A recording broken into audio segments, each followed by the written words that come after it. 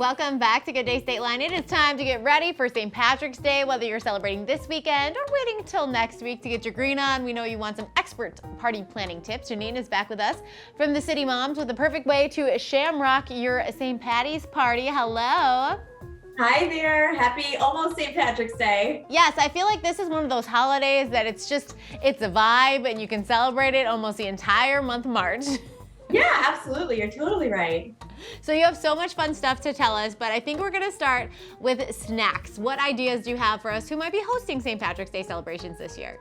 Yeah, definitely. We want to make sure that we're kind of amping the excitement on that snack table for St. Patty's Day. So first up, I always recommend that classic standby, which is the cheese plate. You know, it's just such an easy thing to do, whether or not you're doing a big party at home, something small with just your family. But with that cheese plate, I am obsessed right now, obsessed with this cello cheese flight. It's giving you 3 options of cheeses, so you don't have to use all of that guesswork at the store. They have the Dijon and herb rub fontanelle. They've got this smoked Gouda and the star of the show, the queen right here, which is the Irish cheddar. So a few tips when you're putting together that cheese plate. And the first one is you want to make sure that you are pre-slicing all of that cheese. No guest wants to be out there with a block and trying to break into, being the first one to break into it. And you also don't want to have any knives out when you've got kids running around. So pre-slice that cheese. The second tip is once you've got everything pre-sliced, cluster your cheese together and even consider labeling which cheese you have out. You'll find often your guests are kind of snacking away on one that they love, want to go back for seconds. And sometimes you'll notice like this fontanelle and Gouda, very similar coloring. So it just helps your guests determine which one's which. Third tip is have some fun with the crackering. You don't want to do a really fancy design that forces your guests to get in there with their fingers, but you can do stacks of crackers, kind of like what I'm doing right now with these just basic club crackers. And I've kind of designed them into a little bit of a Jenga stack. So just something fun for your guests to use to grab and go. And then last for that cheese plate, either put out some cheese tongs or grab some kind of festive toothpicks like these shamrocks. And that makes it easy for your guests to kind of stab away at their cheese bites and just put those out on their plate. I love all of those ideas. My favorite one is about labeling the cheese because I'm like only kind of specific about what kind of cheeses I like and I don't want to be cheese surprised. Absolutely. Yes, it's a real thing. You're right. It definitely is. So we also want to, of course, talk about serving ideas, decor. What ideas do you have for us there? Yeah, good question. So this is that perfect time. Dig into your pantry, start pulling out all of those green platters and servingware you've been hiding out for the year. I'm really loving this set from Art and Cook. It's a double-walled mug and it's dishwasher microwave safe. Love that it's green, of course.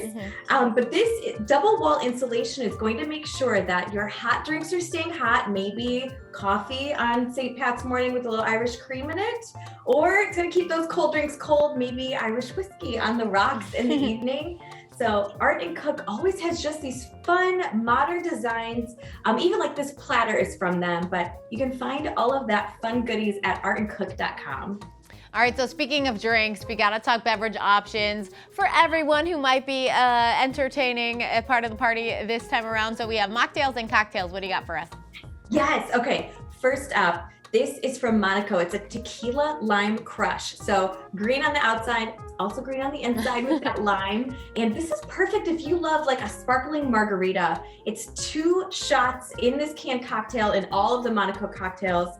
I like to use my pot of gold straw and just drop that in and drink on the go. So that's the Monaco option.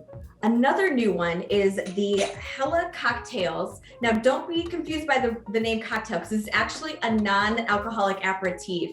And these bottles or bitters and soda, they have 5 different options. So grapefruit, this is just their aromatic spritz. You can actually use these though in place of tonic water in any of your favorite drinks or just drink it as a non-alcoholic option and it's delicious. And then my last and favorite is anything by the Reed's brand. Reed's ginger ale, one of our favorites we always have in the fridge. This is their ginger beer. perfect for a Moscow Mule. It has 3 different spice levels that you can get from the Reed's ginger beer. So it's light, a medium, a strong, great punch of ginger though. And of course the green bottle definitely speaks St. Patrick's Day. And you can get all of these at not only your favorite convenience and liquor stores, but Total Wine and more offer these. And Reed's is available at literally every retailer. Oh, those all sound so delicious, Jeanine. Thank you so much for joining us tonight. Yes, thanks so much. Happy St. Patrick's Day. Happy St. Patrick's Day. Of course, you can visit her at thecitymoms.com. In just a second, a great book for you and your teenage daughters. But first, we have to give you that final Eliza Girls Night Out code word. Are you ready? It's MOM. M-O-M. Okay, you officially have all 5 code words, which means you can now enter to win the Eliza Girls Night Out to give away at GoodDayStateline.com 4 tickets to see Eliza slashing her at the Coronado on Thursday, March 24th. And you can head to Octane for dinner too. Good luck. We'll be right back.